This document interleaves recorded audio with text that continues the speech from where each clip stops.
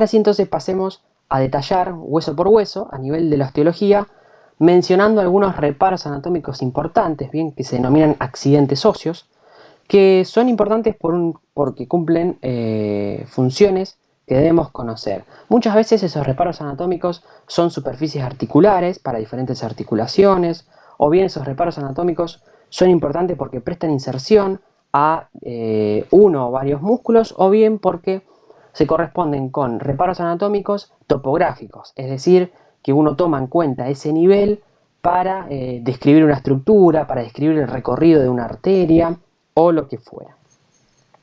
Recuerden que los huesos se van a clasificar según sus ejes, bien, huesos largos, planos, sesamoideos, irregulares, cortos, etc. Bien, entonces cuando a ustedes les toque hablar de un hueso cualquiera, no importa, acá justo porque estamos viendo este, pero cualquier hueso, ustedes tienen que decir a qué tipo de hueso corresponde. Bien, en este caso nosotros vamos a empezar a hablar por la cintura escapular y vamos a empezar a hablar por la clavícula. Bien, la clavícula es un hueso largo porque el eje longitudinal predomina por el resto. Se dice que tiene una forma de una S itálica. ¿Qué quiere decir una S itálica? Una S itálica quiere decir que uno toma una letra S y agarra desde un extremo, toma desde el otro extremo y lo estira. Entonces queda como una S bien estirada. Que fíjense que acá en la imagen ustedes pueden observar que con mucha imaginación se le puede adoptar una forma de una letra S estirada. Por eso se dice que la clavícula tiene forma de S itálica. A la clavícula se le va a poder describir una cara superior, que es la que observamos acá. A su vez también tiene una cara inferior. Tiene dos extremidades, una extremidad interna o una extremidad medial y una extremidad externa o una extremidad lateral. La extremidad interna o extremidad medial se encuentra en la carilla articular, bien, para un complejo articular que ahora vamos a ver. En realidad no es un complejo, es una articulación que ahora vamos a ver, importante, bien, para articularse con la primera costilla y con el esternón. Mientras que la extremidad lateral también corresponde a una carilla articular que se utiliza para articularse con la escápula, que también ahora vamos a ver esa articulación.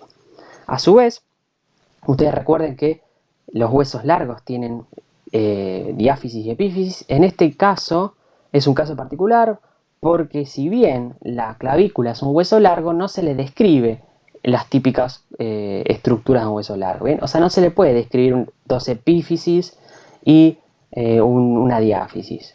Bien, estrictamente no. Si uno lo quiere hacer, lo puede hacer. Bien, pero yo no lo recomiendo.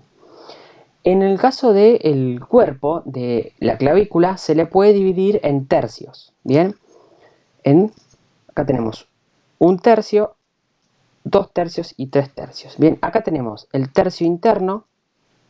Bien, acá tenemos el tercio medial y acá tenemos el tercio externo. Esto es importante porque muchas veces para la descripción de las inserciones musculares, uno muchas veces utiliza esta división. Entonces dice, bueno, tal músculo se inserta en el tercio externo de la cara superior de la clavícula. También a la clavícula se le va a poder describir un borde anterior y un borde posterior. Entonces, dos caras, dos bordes y dos extremidades. Si vamos a los reparos anatómicos, bien, de relevancia, fíjense, esta es la cara superior de la clavícula. Acá se van a prestar inserción para algunos músculos que ahora vemos en esta imagen. Fíjense, esto es extremidad lateral y esto es extremidad lateral y esto es extremidad medial o extremidad interna. En el tercio interno, en la cara superior, entonces el tercio interno en la cara superior de la clavícula, se va a estar insertando hacia adelante el pectoral mayor en el borde anterior y hacia atrás en el tercio interno se va a estar insertando el músculo esternocleidomastoideo. Si vamos al tercio externo de la clavícula en su cara superior, se va a estar insertando hacia atrás en el borde posterior, se va a estar insertando el músculo trapecio y hacia el borde anterior se va a estar insertando el músculo deltoides.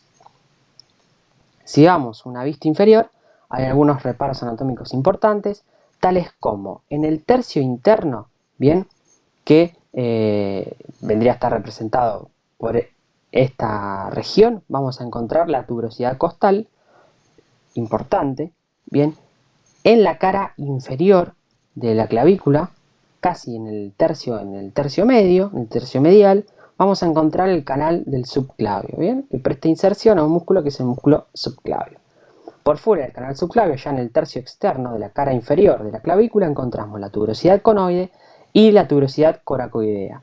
Ambas tuberosidades prestan inserción a ligamentos de una articulación que luego vamos a ver. Y acá tenemos la extremidad lateral, importante para articularse con la escápula. Ahí vemos una imagen donde podemos ver las diferentes inserciones.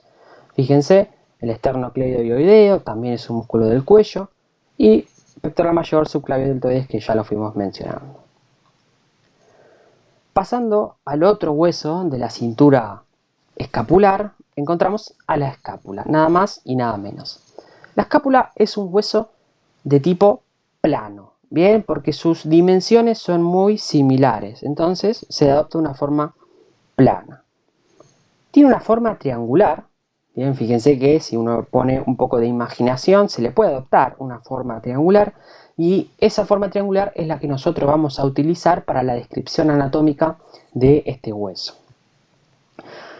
En base a esa estructura geométrica, bien, triangular, nosotros le vamos a poder describir a la escápula las siguientes partes o siguientes estructuras.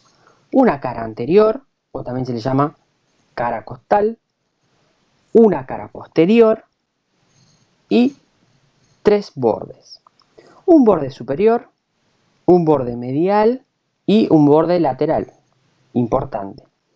A su vez, también va a tener tres ángulos que van a ser la unión, entre comillas, de esos bordes. Bien. Si bien esta figura geométrica triangular es perfecta, en la escápula no es tan así, pero con un poco de imaginación uno puede describir estas estructuras. Tiene un ángulo lateral, que vendría a ser la unión del borde superior con el borde lateral. Tiene un ángulo superior interno, no sé por qué dice superior, pero bueno, es la unión del borde superior con el borde medial. Y tiene un ángulo inferior, que muchas veces se denomina solamente ángulo de la escápula, bien, así, ángulo de la escápula, que sería la unión del borde lateral con el borde medial. ¿Por qué se le llama ángulo de la escápula? Porque si uno ve la imagen, claramente presenta la unión de ambos bordes formando un ángulo. En cambio, la unión del borde superior con el borde medial no es tan pronunciada, y ni hablar de la unión del borde superior con el borde lateral. O sea, acá no hay ningún ángulo. Entonces, muchas veces ustedes van a encontrar en los libros que tal músculo se inserta en el ángulo de la escápula. Y ustedes van a decir, bueno, pero si tiene tres ángulos, ¿en cuál de todos? Bueno, se acostumbra a denominar al ángulo inferior tan solo como ángulo, porque es el único verdadero. Bien, si la miramos desde atrás, bien, tiene la cara posterior y lo mismo, borde medial, borde lateral, borde superior y los ángulos, ángulo inferior, ángulo medial y ángulo lateral.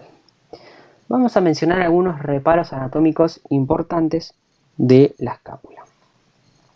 Tenemos que en la cara anterior, en esta imagen no se aprecia muy bien porque es una imagen en 2D, es un esquema, pero en la cara anterior es cóncava, bien, hay una depresión en la cara anterior de la escápula, bien, como si fuese un hueco.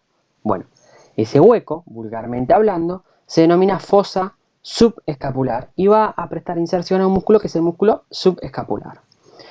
Luego tenemos que en el ángulo lateral, bien, que vendría a ser el supero externo, vamos a encontrar una saliencia ósea que se denomina acromion, bien, y vamos a ver que el acromion no es más que la extremidad lateral de otro reparo anatómico importante que está en la cara posterior, que es la espina de la escápula.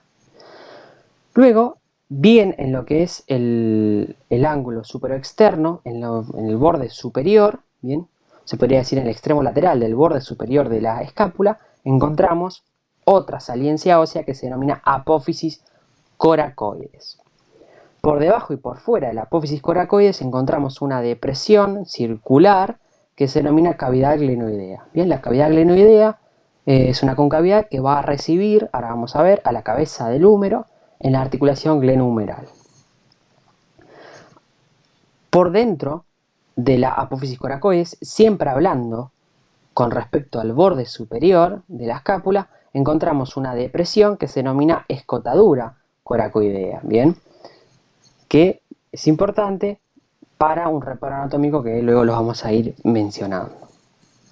Esta es la cara anterior de la escápula. Vamos a ver que presta inserciones para diferentes músculos. Fíjense, esto es borde lateral, borde medial y borde superior. Fíjense que la cara anterior, en esa fosa subescapular, se inserta un músculo que es el músculo subescapular.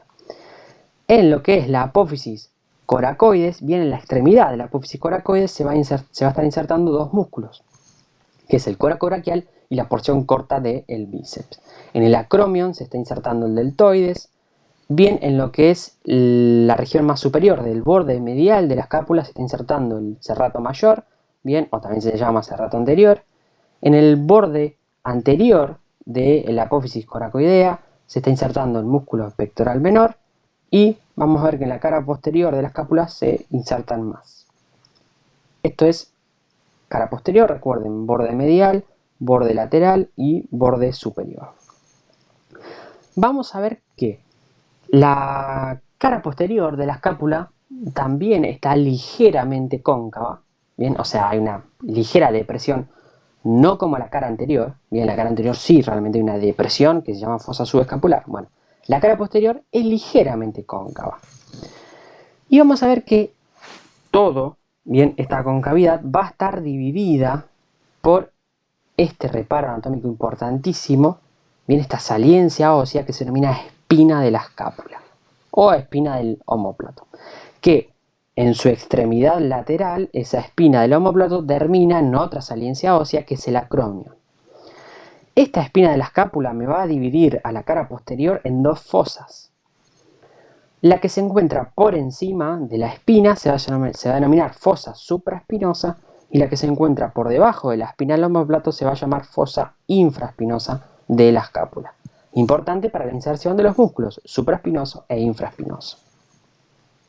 Acá tenemos nuevamente la cavidad glenoidea para lo que es la articulación glenohumeral, el acromio, la apófisis coracoides y la escotadura coracoidea.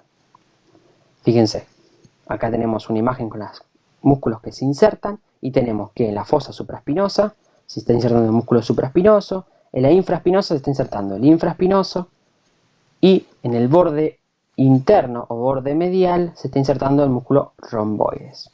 Si vamos al borde lateral, en la región superior se está insertando el redondo menor, por debajo el redondo mayor y por debajo del redondo mayor, ya en el ángulo de la escápula, se está insertando el dorsal ancho. Un músculo importante porque cuando se contrae tira hacia abajo de la escápula y la desciende. En la espina del omóplato, bien, en el borde anterior, que es este que vemos acá, esto es el borde posterior, se está insertando el músculo trapecio y en el borde posterior se está insertando el músculo deltoides.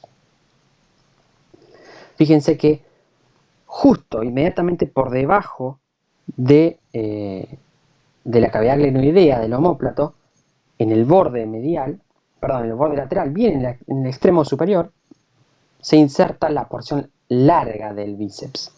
Si ustedes recuerdan, la porción corta del bíceps estaba insertándose en la apófisis coracoides.